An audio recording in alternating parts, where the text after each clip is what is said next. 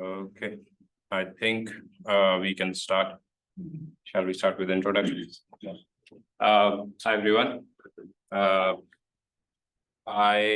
was awarded a fellowship for this semester, and the fellowship is teaching fellowship, in which basically I've been involved in this course with Professor Chang. Kind of like I took the course earlier as well, and I've done a similar version of this course during my master's as well. So I had some ideas of in terms of how to tweak this and add some more components to the course, or maybe take a few things out so that we can make some additions to this course, which can make the course a little more helpful towards if you are interested in working towards robotics, or if you are interested in working towards any other systems which involve multi-body. So this could be like the crash dynamics based cases as well, where you're trying to make simulators and such, or you're trying to use rotations in general in your work other places.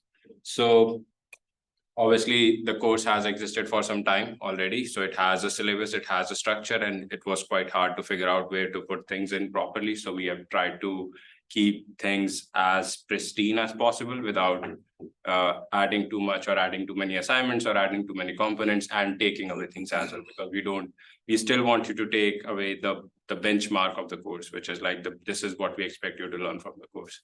So that's why in the beginning of the course, we had a few MATLAB assignments, which were more to get you a little accustomed to with MATLAB in terms of understanding how ODE solvers work.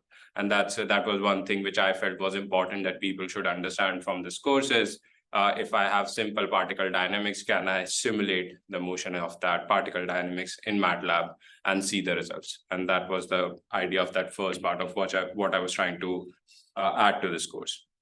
The second part of this would be talking about this topic of rotations, quaternions, and dual quaternions, which is quite an important topic.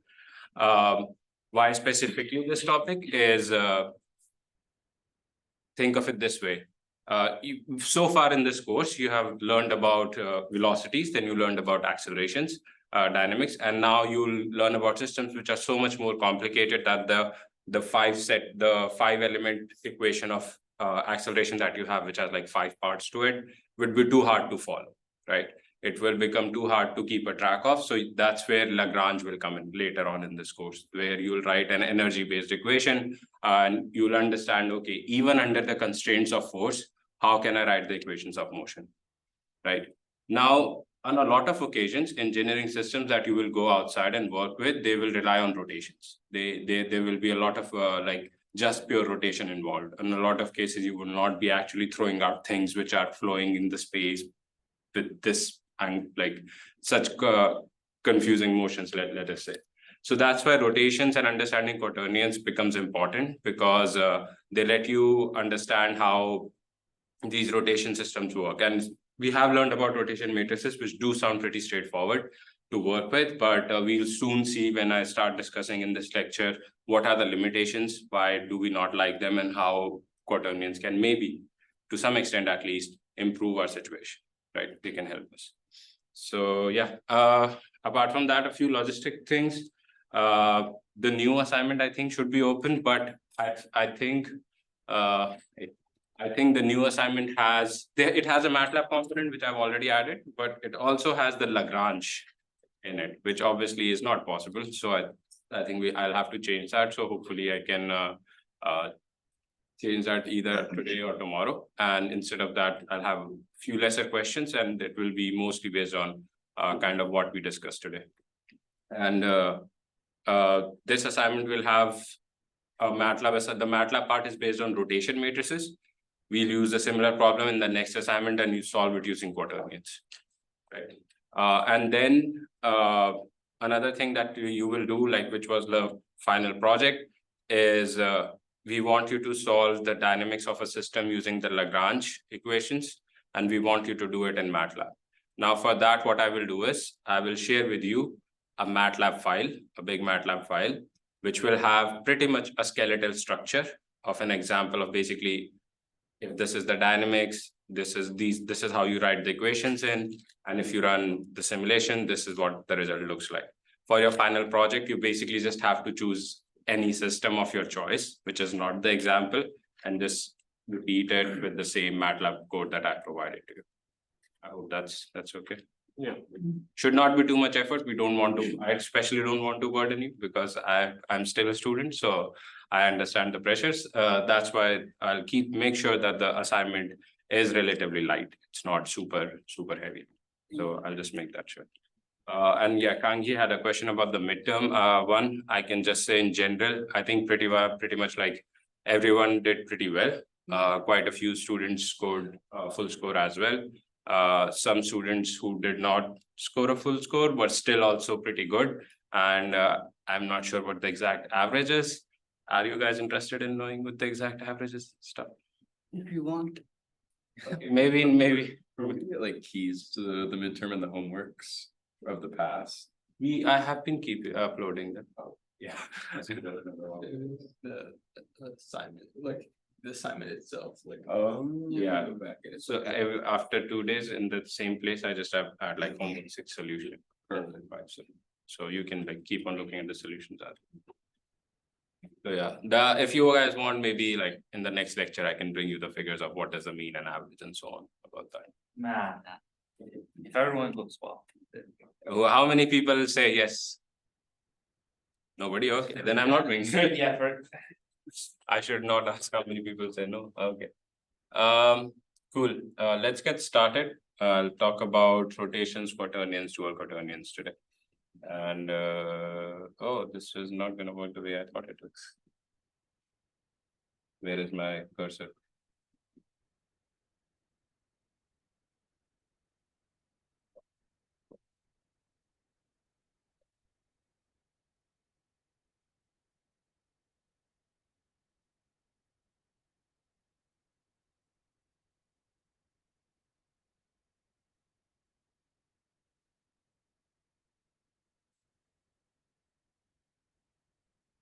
This way. So, what we will discuss is the structure. I'll divide my lectures in 2 parts today and on Thursday. And I will be talking mostly, like I said, about rotations. We'll start with having a little bit of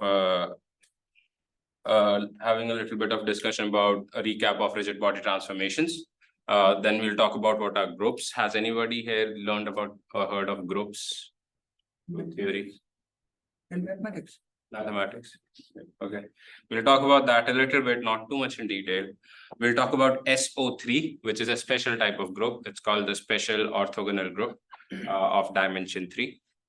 You'll realize why it is important.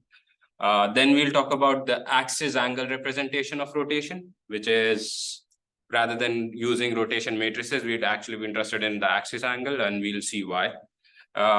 We'll talk about quaternions, why are they important, how do you operate on quaternions, that the normal mathematical operations do not really work. You can't just like multiply 2 quaternions like you multiply A times B. You can't do that. Lecture 2 will continue on quaternion and their operations. Then we'll talk about this new group. It's called SE3, which is called special Euclidean group of dimension 3. Not very different, pretty much the same thing actually.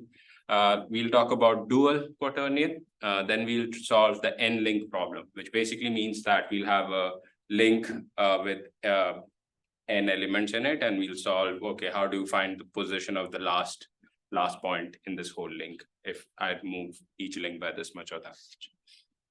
Lastly, in the next lecture, hopefully, if we have time, we'll also see the illustrations in MATLAB, kind of showing you why quaternions are important and how does this finally look like. So yeah, let's start with rigid body transforms. Good. Simply, okay, this is how I want to start. Let's assume there's this piece of rectangle right here, and the bottom left corner of that rectangle sits on the origin O. The axes align with the XYZ axis of the global plane, right? Now, if I move this point O along the x-axis by some distance, a certain distance, let's say R, right? What happens to, say, a point right here? Moves by the same amount, right? That's it. Any point on this rigid body would move about the same distance. Now, What is the difference between rigid body and rigid body transform? Nothing much, honestly. It depends on the amount of force you apply. So if I have this sheet of paper right here, and I move it this way, this is a rigid body transform, right? And I keep on moving it this way and any other way. This is still a rigid body transform. Why? The definition of rigid body transform is if a body has multiple points in it, a rigid body transform maintains the same Euclidean distance between each point of the particle. So if I have this and I make 2 points right here, which are any 2 points, you can move it. All of these transformations, they will not do anything. The distance will remain same. But if I do this, that will change, right? Why is this not a rigid body transform? Because the distance is not the same. And also because this is actually not a rigid body, right? A rigid body is something which is infinitely strong, is infinitely rigid. You cannot change the distance by any amount, which obviously does not exist. So that's why we are interested in the transforms, those transforms which can maintain this distance, because everything can flex, everything can bend, everything you can have deflections. That's not what we are trying to solve here, that how strong can we make a body. We are trying to solve here what transformations will maintain this relation, what transformations will not bend this body. And another way of like thinking of this is kind of this. If I see the top one, I have these points and I transform them into this orientation. Is this a rigid body? No, right? If I have this point and I basically translate them, that's a rigid body transformation. If I have these points and I rotate all of them, that's still a rigid body transformation, right? So that's basically what the idea of rigid body transformations is. And what do they look like? So are all of you comfortable with the derivation of how the rotation in 2D comes around, or I can actually go and show you that quickly? I think I'll just show that quickly so that things become slightly more easy. I'll do it on the board. I don't know which side of the board is much more easier visible. Any side is fine. Yeah, I'm not sure if you'll be able to. Yeah. I want to keep it Okay. for the screen. All right.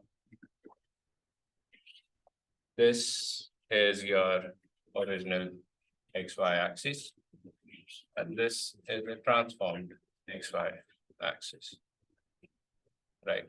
And the angle of rotation is theta. There was a point P, and the point P in XY axis can actually be represented by this angle alpha and this distance r. So it can be represented as r cos alpha and r sin alpha. Right? Oh, sorry. Point P. The same point in the transformed frame, P prime, can actually be represented as r of cos of alpha minus theta and r of sine of alpha minus theta. We all agree on this, right? Now, if I just do an expansion of this, what do we get here? We get r times cos alpha cos theta plus sine alpha sine theta.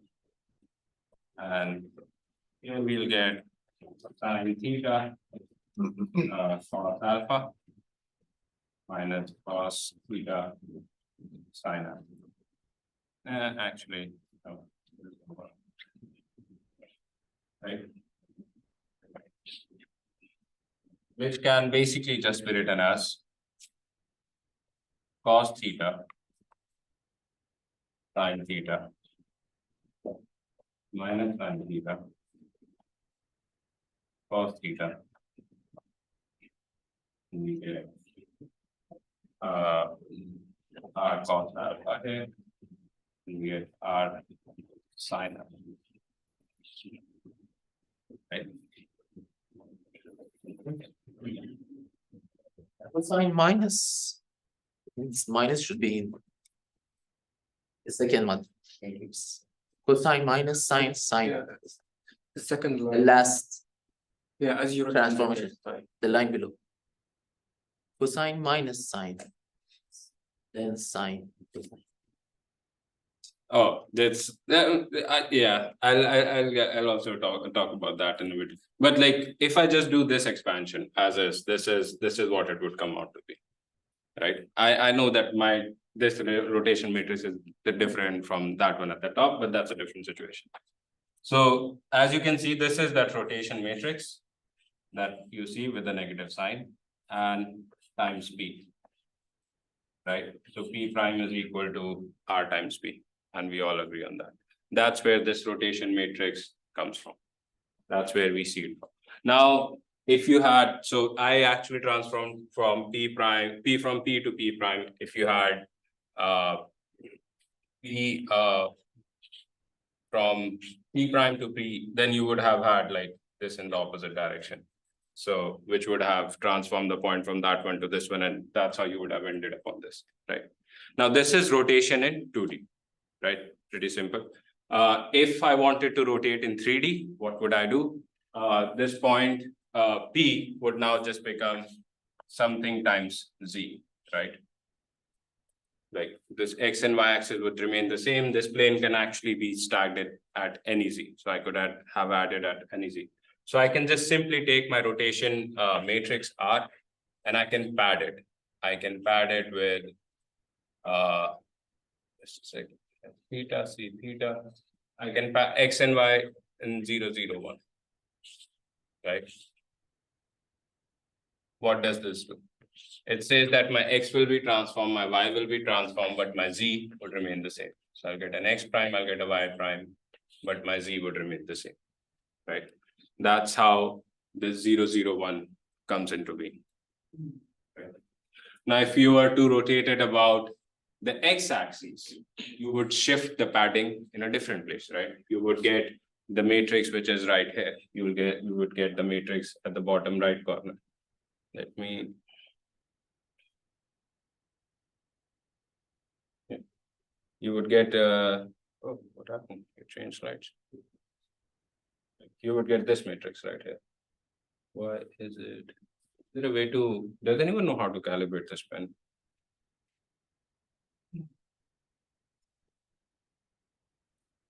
It's off by on both.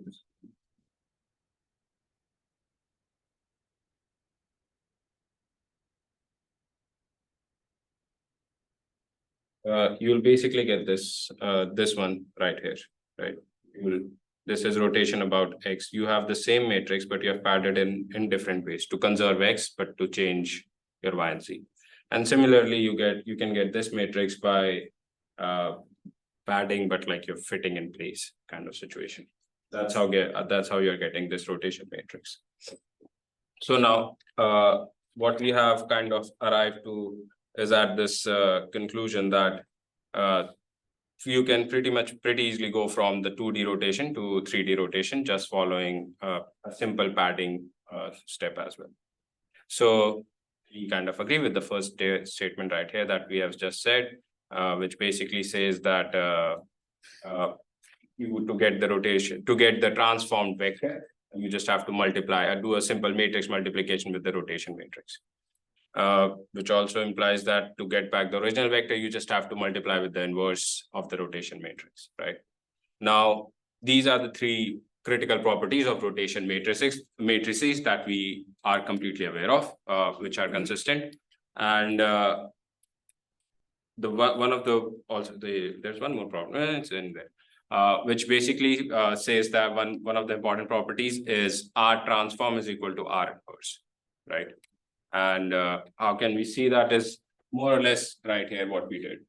If you just have to do R inverse, if you have this rotation matrix about theta, so let's just do the RZ one, right?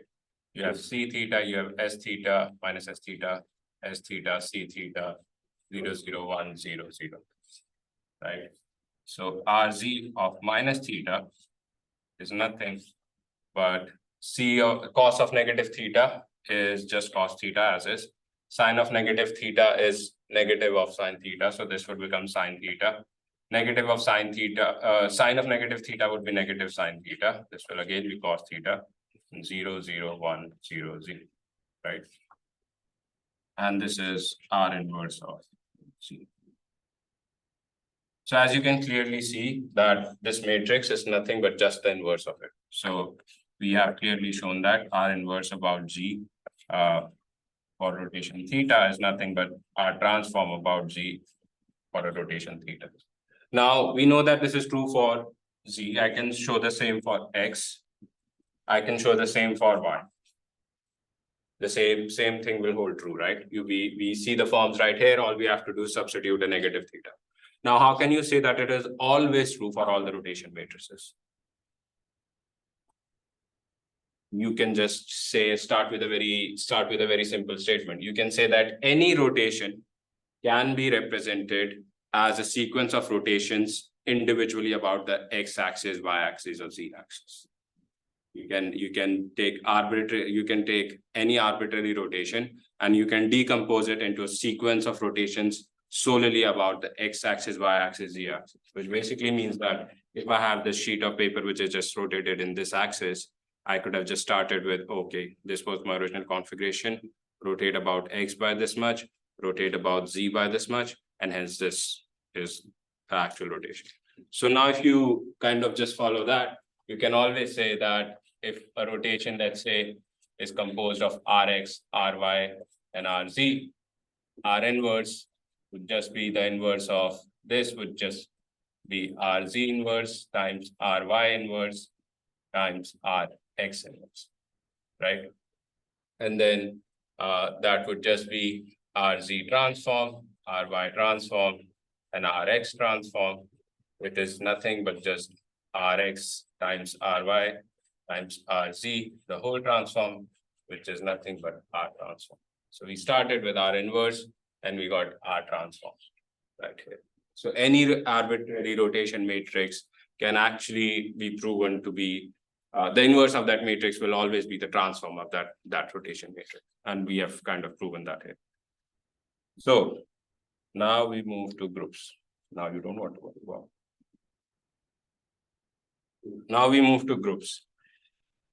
So far, quick recap. We had a quick recap about rotation and rotation matrices in general. I'll talk about what groups are. Actually, this is all visible to you, right? Like if you need me to dim the light, let me know. So what is a group? A group, technically, the definition is an algebraic structure composed of a set S, of a set G and a group operation.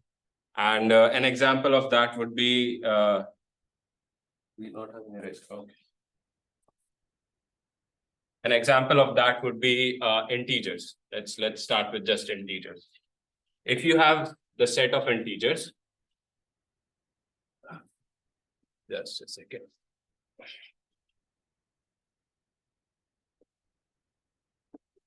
If you have the set of integers, and I don't know how to, let's just call this.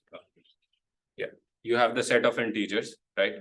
And you have the operation of addition, right? If you take an integer and you add an integer to it, what do you get? An integer, right? So the set of integers and the operation of addition forms a group. Okay. Now, if you take integers and if I take the operation of subtraction, right? You take any integer, you subtract an integer from it, what do you get? You still get an integer, right? So that technically that's not a good, but we'll see the other components later on. But you get the point, right? How is a group different from a set? A set is just like a group of numbers which have a certain property, like integers. They are whole numbers which can be positive, negative, and so on.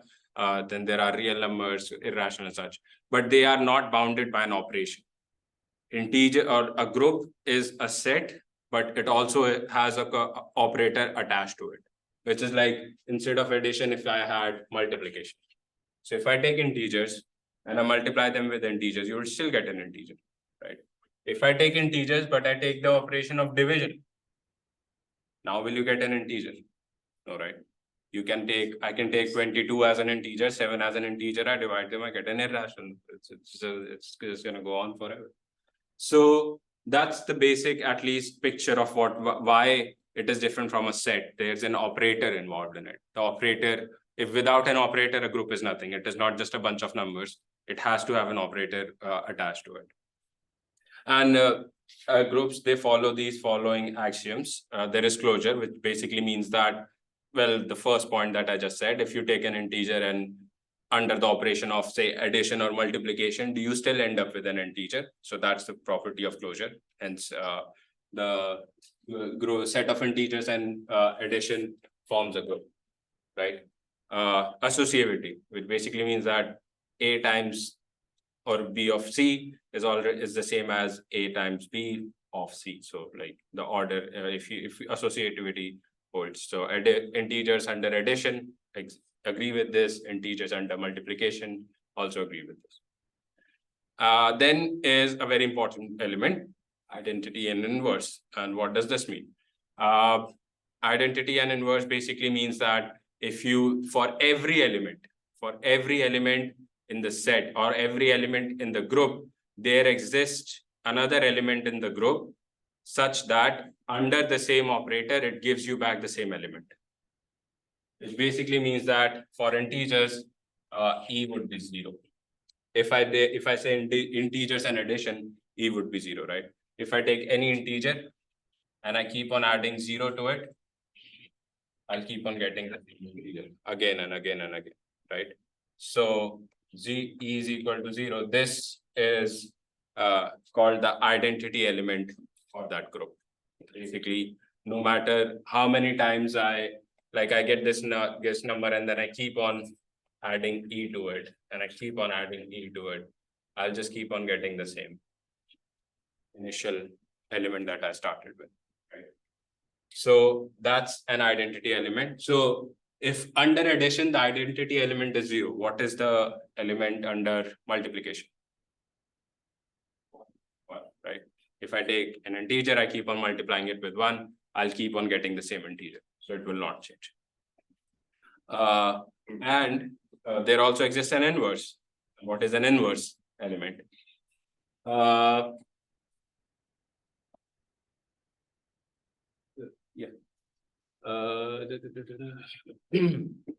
inverse element just gives us back the identity. So under addition, if I were to choose 4 and with integers, then what is the inverse of 4 to get 0?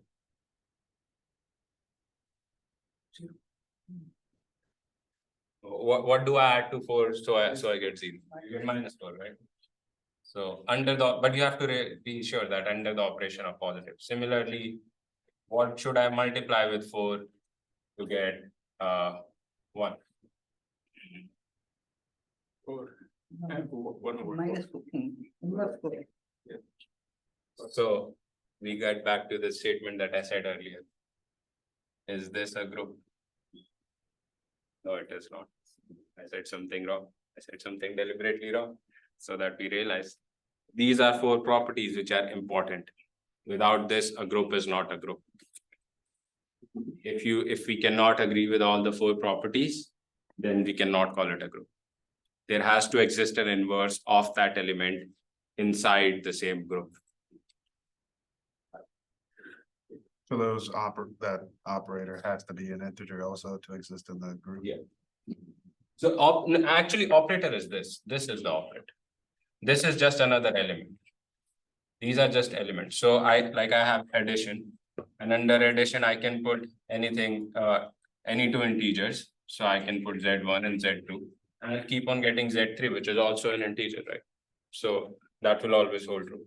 But if I have Z1 and if I have Z2 and I multiply, I can keep on getting integers. So I can agree with my first property. Associativity will also hold true. I will also have an identity element, which is 1, which is I can replace it with 1, but I will not be able to find an inverse in the set of integers, right? You'll have to think of real numbers for that, maybe.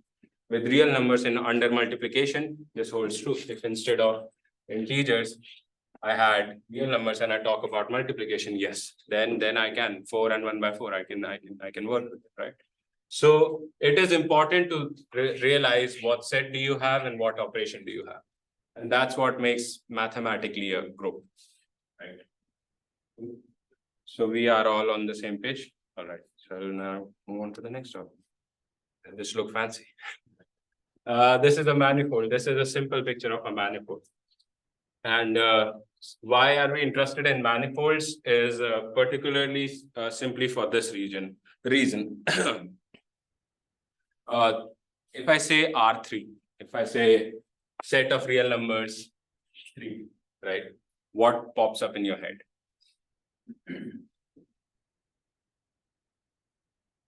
We didn't mention XYZ. Yep, you have 3 independent directions in which you can travel.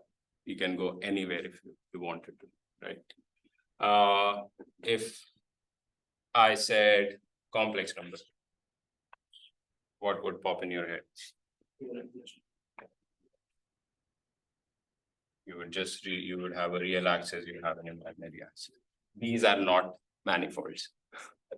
These are not manifolds. But what would be a manifold is a sphere. A sphere would be a manifold, right? And how is it a manifold? Well, what is a manifold? Technically, the name tells you some manifold is anything which has multiple folds. That's the basic name. That's the English translation of that word. If you work on cars or if you know about cars, there's something called exhaust manifold. Or if you work in fluids, you'll know manifolds are something that have like multiple elements which move around pretty much. Like the structure has a lot of curves and turns in it, and that's why it is termed manifold. In mathematics, what manifold basically means is kind of, it's not a surface. We just don't want to say a surface. A surface is also a manifold, but not. And what we basically want to see is we want to move on this surface and we'll have different elements on it. So if you are on a sphere, you are agreeing to this equation, x squared plus y squared plus z squared is equal to r squared, right? Or if you are an imaginary number of unit radius, you are agreeing to this cos theta plus iota sine theta, right? You're always agreeing to this. This is a manifold of dimension 2 in complex number. It is called C2. If you make a unit circle manifold, unit sphere manifold, this one will, it's just a sphere, but in 3D it's called S3. That's another manifold. A manifold is different from a group. Why? A group can be a part of manifold. A manifold doesn't imply the whole group. Right? So what we see right here is a sphere, right? Do you know what the sphere actually is? This sphere actually represents all the possible rotation matrices that can exist in 3D.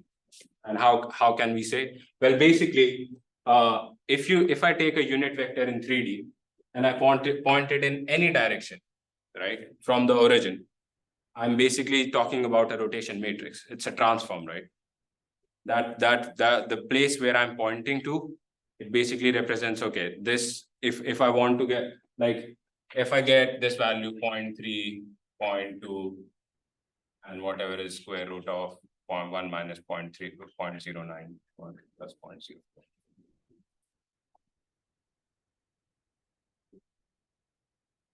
If I take this vector, to get to this vector from my initial vector of, let's say 1, 0, 0, I need a rotation matrix, right? I need a rotation. So anytime I state anything like this, I'm actually talking about a rotation matrix. That's what I'm doing.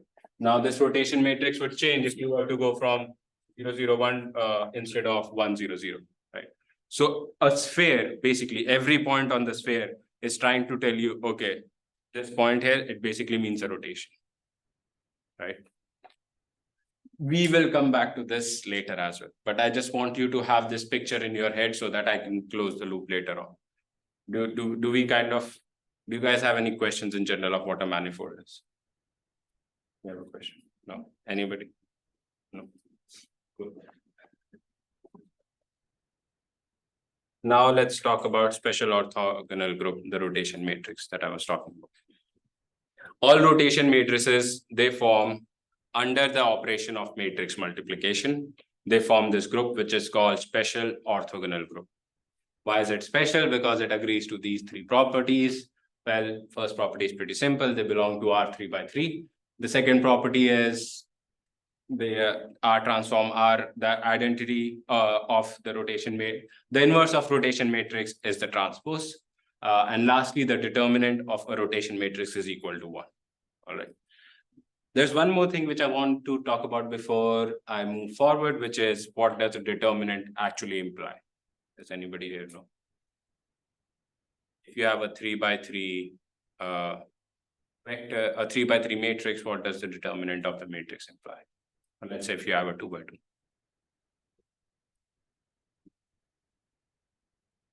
Okay.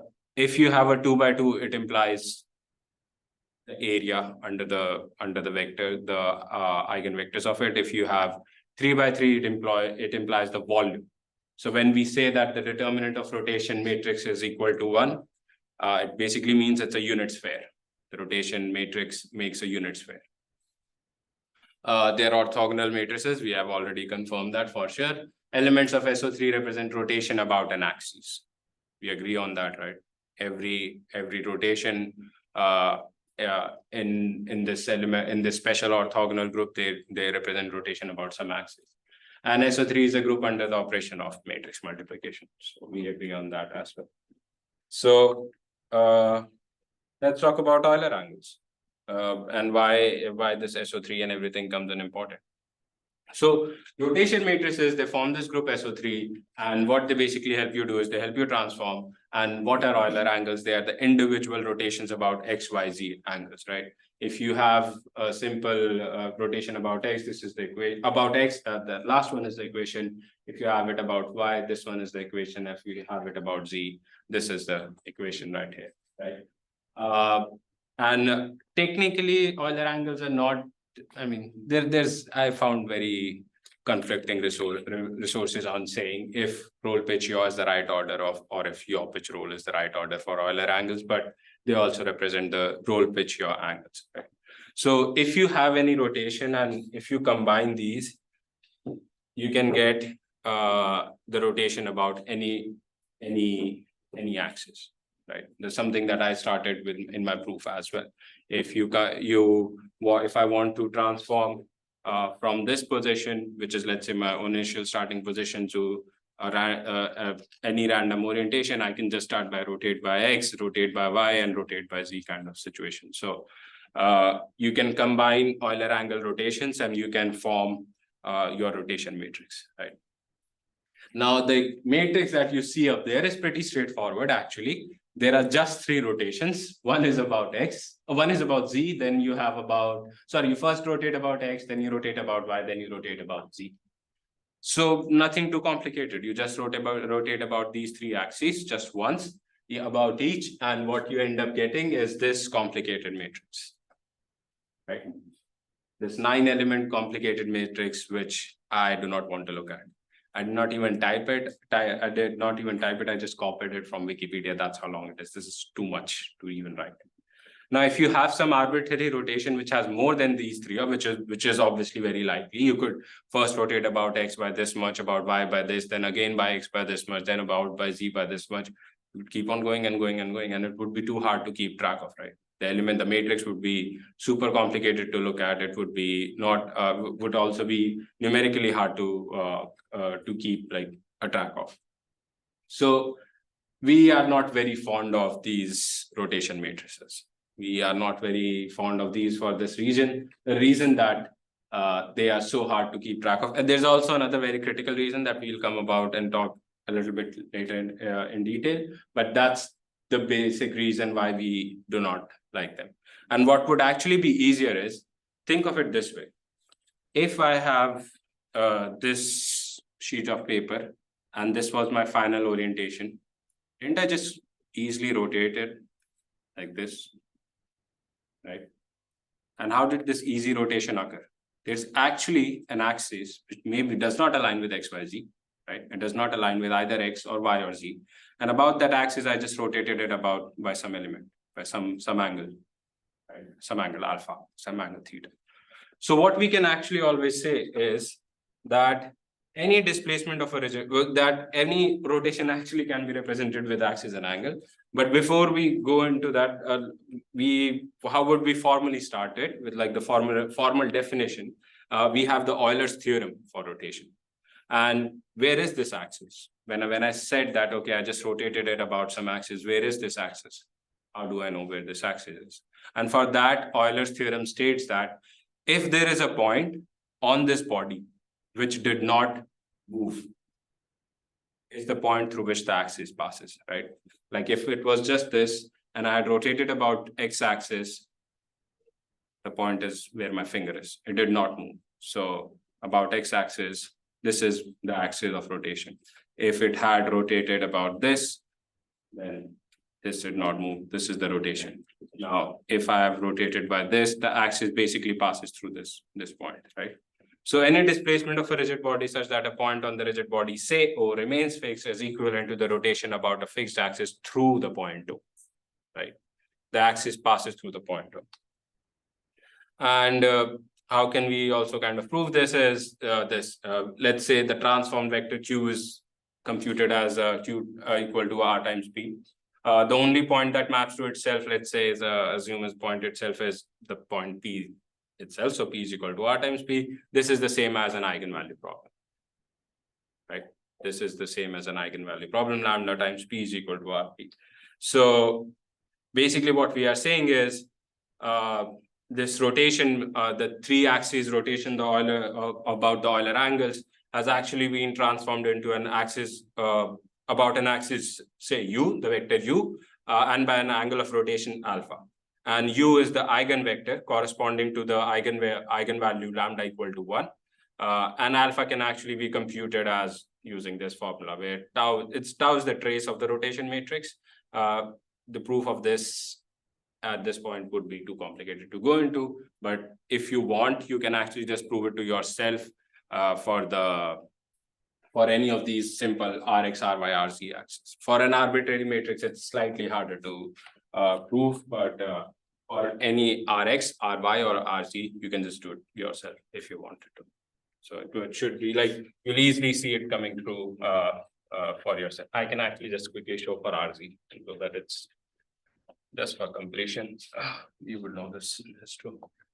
Rz was C theta minus S theta, C theta, 0, 0, 1, 0. Right.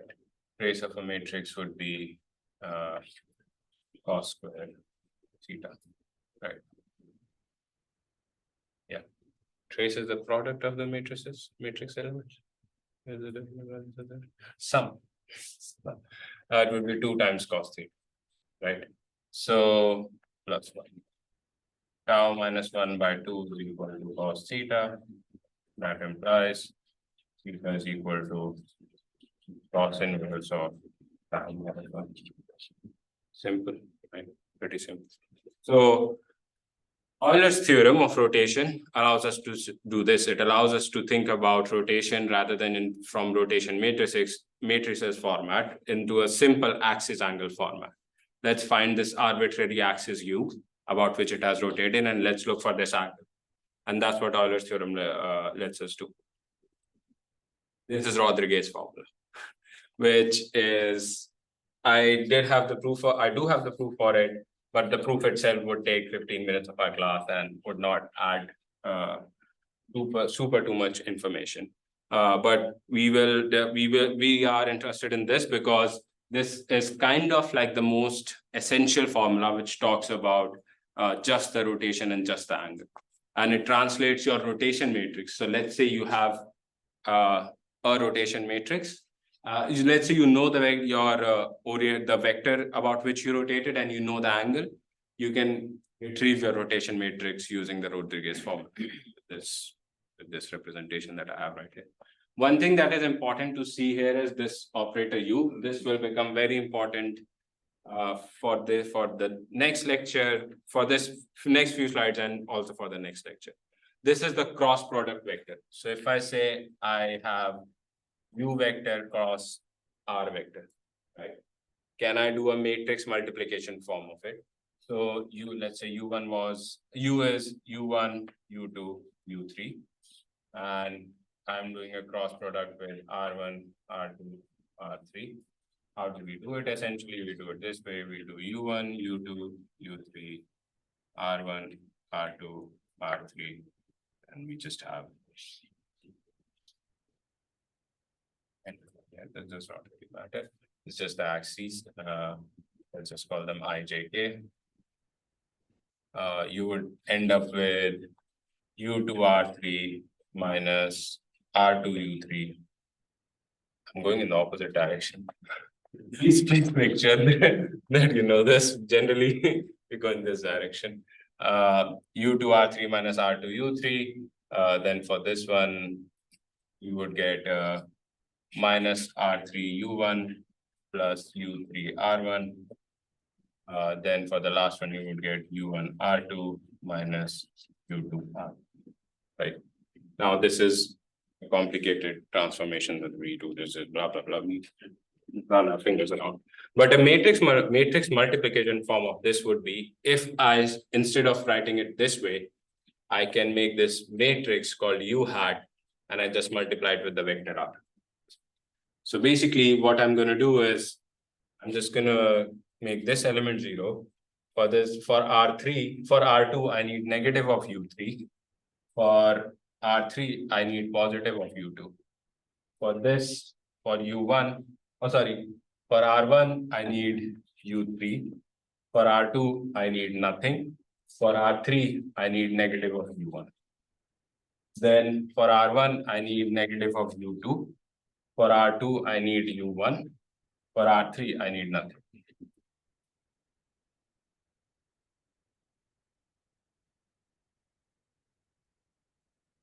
Right? This on the right and this on the left are the same things. A cross product can be represented as matrix multiplication. That's the point that I'm trying to come across here. Do we all agree on this? Any cross product can be, a cross product of any two vectors can be shown as a matrix multiplication. How? You take the first element of the cross product and you convert it into its cross product operator form. So you had the U vector, and we took the U vector right here, and we transformed it into U hat, right? And this is U hat. So given the U vector U1, U2, U3, we made this U hat operator matrix out of it. You understand? Now, there now some complicated stuff, a little bit of complicated stuff. So we'll start jumping into our lectures. And one of that is some of these axes that we rotate about. Always remember, whenever I say axis for the rest of the next two lectures, I mean a unit vector in that direction. Right? So the norm of U, like the vector U, if I have the vector U, the norm as well. That's what I want. If we have this vector U and we have the matrix operator, cross product operator form of U as this, some places you'll also see it as written as this. In a lot of literature form, it is also shown as this, which is like the vector U, but the cross product transform of this. So in a lot of other literature, this is more or less exchangeable. The square of this matrix is U hat transform, actually. We can prove that as well, but we don't have to take too much time. But these are the properties that you, oh, sorry, it's not just this, I have to say that. I don't do that. It's now the proof will take time. This part of the proof, let's just believe me that it's true. If you want to prove, you can prove it as well at home. But just there's just one constraint which you want to remember, which is a UX square plus UY square plus UZ square is equal to 1. And if you follow this constraint, you can prove that the square of this is actually U hat transpose. you can prove it. Just remember this constraint though. This is essential. Without this, it makes no sense. So, and if this is true, you have U hat cube, which can just be written as U hat times U hat transpose minus identity. And essentially written as if you have U hat transpose minus U hat, and if you actually compute this, you'll end up just getting negative U. This cancels out. Recently got that. Yeah, you just get negative U hat. That's what will happen. Why is this important? You remember the Rodriguez formula that we saw? Yeah, right. Let me actually write this down quickly. R is equal to identity times identity plus sine alpha times U hat plus 1 minus cos alpha hat square. Okay, we have this is the Rodriguez. Now I am going to do Taylor series expansion of sine alpha, and I'm going to do Taylor series expansion of cos alpha. If I do the Taylor series expansion of these two and I write them down, this is what I get. I get the Taylor series expansion here and here, and using the property that we discussed.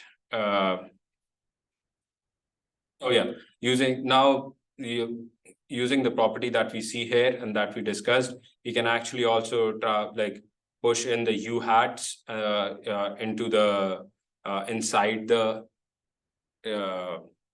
brackets as well. So basically, because U hat cube is just negative U hat and U hat square is just this form, you can easily just keep on pushing U hat and U hat cubes into it. Like you can keep on raising the powers. And when you do this, when you combine all of this, you get this form right here. You can make a single bracket. You can have all the even the ones with the even denominators and the ones with the odd denominators, all of them put together. And what does this give us? It gives us exponential. Right. This is the Taylor series expansion for exponential. If I have e to the power x, the Taylor series expansion is 1 plus x over x to the 0 over 0 factorial, x to the 1 over 1 factorial, x to the square over square 2 factorial, x cube over 3 factorial, and so on. Right. So we had the similar form on the right side, which basically tells us that the Rodriguez formula is same as saying exponential of U vector times alpha, U matrix times alpha. So we are taking the exponential of a matrix and we are just scaling that matrix by the amount of rotation that has occurred. Right. This is a very important result. A lot of things around us work on this. A lot of things around us work on this, and this is called the exponential map. And what does it say? It basically says that, well, number one, exponentials are of a 3x3 skew symmetric matrices. Matrices are always rotation matrices. So if you have a skew symmetric, what is a skew symmetric matrix? All of us know here, right? R transpose is equal to negative of R, right? This is a skew symmetric matrix. If I have U hat here, U hat transpose is negative. It's nothing but negative of U hat. So that's kind of yes. Okay. So if you have a skew symmetric matrix, if you take an exponential of it, that will always give you a rotation matrix. Obviously, there is one condition to it, which is like the skew symmetric matrix, the vector that you made it from, it has to have the norm equal to, because determinant of R is always. If this does not hold true, it is not a rotation matrix. It has to hold true. So obviously, so if we have this vector, unit vector V, we take exponential, we make the cross product operator out of it, which is right here, and we take exponential of it, we'll get the rotation matrix. If it is not unit, like the vector v is not unit, you make it unit. Like if you have v vector can always be written as like some constant, constant c1 times the unit direction of this vector v, then this becomes the angle. It's the exponential of c1 v hat. This is the angle by which you are rotating. Right. So this is what exponential map does. It transforms any skew symmetric matrix into a rotation matrix. So makes our life so much more easier. 15 minutes, okay. And the second property is that it is surjective, which basically means exponential. For all rotation matrices in SO3, every rotation matrix which exists in the special group, a special orthogonal group 3, there exists a vector such that it can be represented as an exponential. It basically means that any arbitrary rotation can always be represented as exponential of theta times some vector, which is kind of a very fancy form of saying what Euler already said. Any rotation can be represented as a rotation of about a arbitrary axis and some angle about it, right? That's what Euler said. So it's basically the same thing, but Euler just threw the words out there because intuition. We have a mathematical form for it now, which basically says that if you take the exponential of this skew symmetric form of this, you can get the rotation matrix. Now we come back to this. Okay. Oh, I should have had this slide first. Let's look at this slide first, actually. This slide should kind of help you a little bit more here. We have this vector u, which is the axis about which we are rotating. And instead of saying that, okay, I'm rotating by some angle theta, I'm saying that I have an angular velocity omega, right? With the time of delta t, I would have rotated by omega times delta t. Right? So my theta would have become omega times delta t. This is how much I would have rotated by. But the good thing about omega is it also keeps a track of the axis, right? We don't just say omega. We so far in the course we have seen, right? We don't just say some value omega equal to 3. No, we say in the ER direction E theta, or we just say in I cap, J cap, K cap, what is the omega about with axis, right? Omega is a vector. So you can kind of more or less replace your theta u vector based theta u hat, let's say theta u hat with something like omega hat times delta t, right? So what you are saying is you can just keep a track of your rotation by just keeping a track of the exponential of this omega skew symmetric matrix. Delta t, well, delta t is totally always upon us. You can just assume it to be 1. You can assume delta t, you can multiply delta t. It's just a constant. It totally depends on your simulation, how fast you are running it or how slow, how quickly are you measuring anything. So delta t is totally on. So this is actually a pretty interesting or mathematical form of coming to the same solution. This equation is something that we have seen already in class, right? If we are rotating just pure rotation of this point P about this axis, then the velocity vector P dot is actually given by omega cross P vector, right? So the matrix multiplication form of that is omega hat times P. Now this is nothing but just x dot is equal to ax, simple differential equation. What is the solution to this equation? The solution is x of t is equal to e to the negative negative at times x of c, right? This is something that we have all learned in our maybe undergrad, maybe high school. But this is something that we have all learned, right? If we have the simple system of equation, x dot is equal to ax, this is the solution to it, right? ordinary differential equation.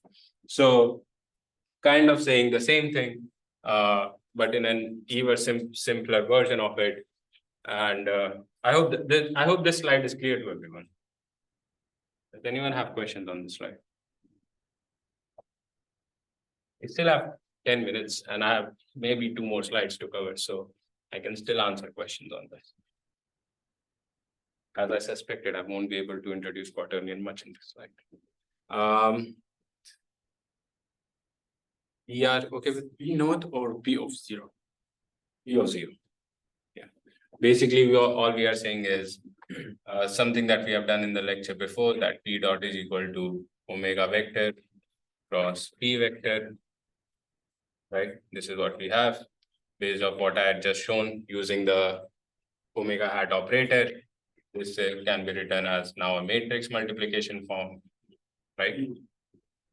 So to find P at any time T, now we know the solution of this. This is a very simple ordinary equation. You just take the exponential of omega hat T times P vector where we initially started from. Right? This guy, the same, exactly same thing. Yeah. First ODE. It's like kind of like the first ODE that you ever kind of learned. Yeah, the very fundamental OD that you learn. So we have basically just come to the same thing, right? If I'm rotating, so when I talked about the other rotations, I was just talking in random or like random rotations. If I'm saying that, okay, I'm rotating by an omega vector, you can just keep on, if you know the initial orientation, you can just keep on computing by final position just using this formula, right? Which is the same as, this is just a rotation matrix, right? So that's kind of the same way of looking at the axis angle representation. And we come to this thing which is called the Lie algebra. I didn't want to have this slide, honestly, this because it kind of might confuse you a little bit.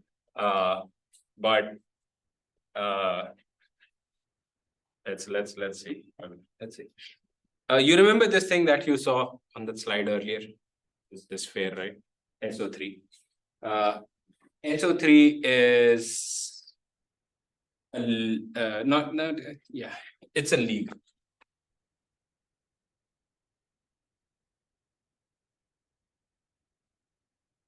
I know it could also be lie, but English, we don't know.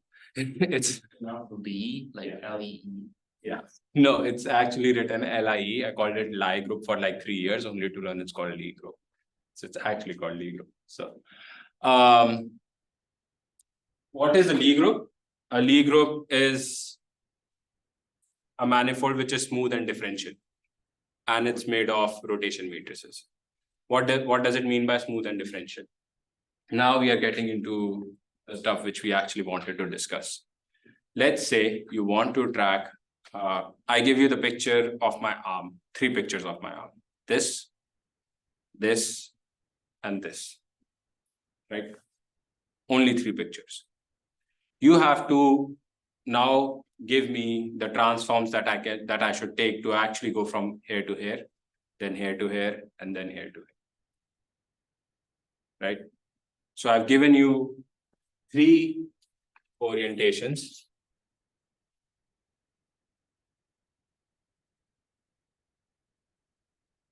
So basically, if I represent my arm with just 2 angles, actually, let's call it R. An angle θ1 and an angle θ2. I gave you 3 of these, right? Now you have to tell me how do I fill everything in between. And why is that the case? Let's say you're talking about a robot, right? And you want the robot to pick something. The action of picking sounds very simple, but it is not. Why? I see this thing right here. The robot, you want the information that you want to give to the robot is only the X, Y, Z of that point, and you want to grab it, right?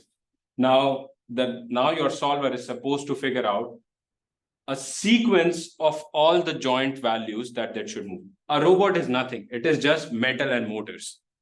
That's what a robot is. It has 0 brain. It cannot do anything. All you can control is how much does the motor move, right? So you have to figure out, okay, if I want this arm, like if I want to get there, our human brain basically just says, okay, extend your arm out and then this, pick this up. Okay, this is too far. Maybe this is and I pick this up, which is easy. But if I am telling a robot, I have to tell exactly how much do I have to rotate, because if I say too much, it might just end up there. If I say too less, it might just end up here. We want it to be exactly precisely here. And let's say in a lot of cases, there's something that I kind of I'm working on, is called learning from demonstration, where a robot is just shown simple positions. So like I'm putting bolts in a car, right? I don't want to give the whole demonstration to the robot. I just want to show the robot, this is where the bolts are. So I move it there and I show this is where the bolts are supposed to go. Only two positions. Now the robot has to figure out every possible thing in between. And given the constraints, because the links are rigid, it cannot do like, I cannot go to certain parts of my back, right? Because it's not reachable. And I have a certain region of my length of my arm beyond which I cannot go. So you have to figure out the right sequence of joint values so that you can actually get to a point, right? Which basically means that, can you figure out them in rotations? Just like imagine solving this for rotation matrices. Imagine thinking that you have to find a rotation matrix for each joint for each timestamp. That's a lot of rotation matrix, because each rotation matrix can only transform one link. And even if you have 3 links, and if you have to go through, let's say 100 points, that's 300 rotation matrices that you have to compute. And that's a lot of computation to actually take care of. So you don't really want to do that. The good thing about SO3, the special orthogonal group 3, and the exponential map of it, which we just saw, it is actually the Lie algebra of SO3, which basically means that if my rotation matrix is a sphere, at any given point, the SE3 is the linear version of it. So think of it this way. If I have this equation y is equal to x square, right? In a very small region, y can be represented as, like, at least when it's near 0, it's flat, right? When you are near 1, it can be equal to x, right? If you go further up, it is 2x. If you go further up, it is 3x or maybe 3.5x. And as the slope increases, in a very small region, you can, the Taylor series expansion, right? In a very small region, you can represent it in a linear form, right? In a way, you can linearize a nonlinear system around a small region. And that's what SE3 is. SE3 is a linear version of SO3. And what it helps you do is, you see these fancy, these yellow curves or green curves or blue curves on the sphere, the thing which are wrapping around the sphere, right? Actually, what we were interested to do in this problem is, if I start from that point E, what is the least amount of rotation I can do to get to a point, right? Now to search for that on a sphere, it's too much, right? How do you search? I can ask you in 3D, okay, what is the closest point to you? But the closest point on a sphere to you, you'll have to search for the conditions. And then SO3 in itself has 9 elements in it. So it would be too hard to find the next best rotation matrix. To find that would be too hard. But if you have it on a plane, you can just compute like the shortest distance, right?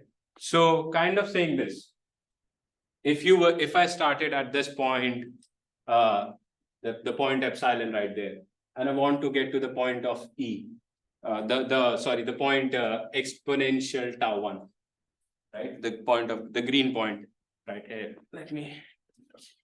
If I start right here, right, and I was given this, what basically this green curve gives is, it gives me all the transfer rotations that I need to take to get to this point.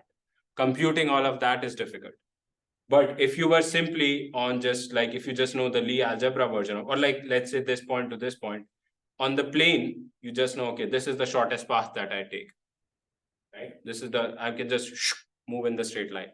So you're basically computing everything on the plane, and then you wrap it back onto the sphere. So for this whole trajectory, what you would do is, you were just given this point epsilon, you were given this point right here. So to find every possible, the shortest or the best form of rotation matrix that you are supposed to take, you find the shortest distance on the plane, and then you transform back onto the sphere and this trajectory. Every rotation matrix which lies on this trajectory is your solution. Am I making myself clear or am I confusing you? Clear? Kind of thing. Another example is this. You saw me here, right? And then you saw me here. These are the only 2 points that were given to you. You're supposed to figure out all the transformations that I made in between. If I compute it in rotation matrices form, it would be too hard. If I take the exponential version of it, and because the rotation matrix version could actually also give you, this is the longer way to get around. This is not the right way. What we want is we want the shortest, the best path. So if you plan it, if you transform everything onto the plane, you compute it onto the plane and get back to the rotation matrix, you just get the shortest path that I took. The least amount of transformations that I actually made to get to the final point that I really wanted. Right? Oh, it's over. Oh, sorry. Okay, sorry. Yeah, it's 10:46. I was actually hoping to finish it sooner, but next lecture we'll start talking about quaternions and why are they important. We'll talk about gimbal lock and start moving into. Thank you so much, guys.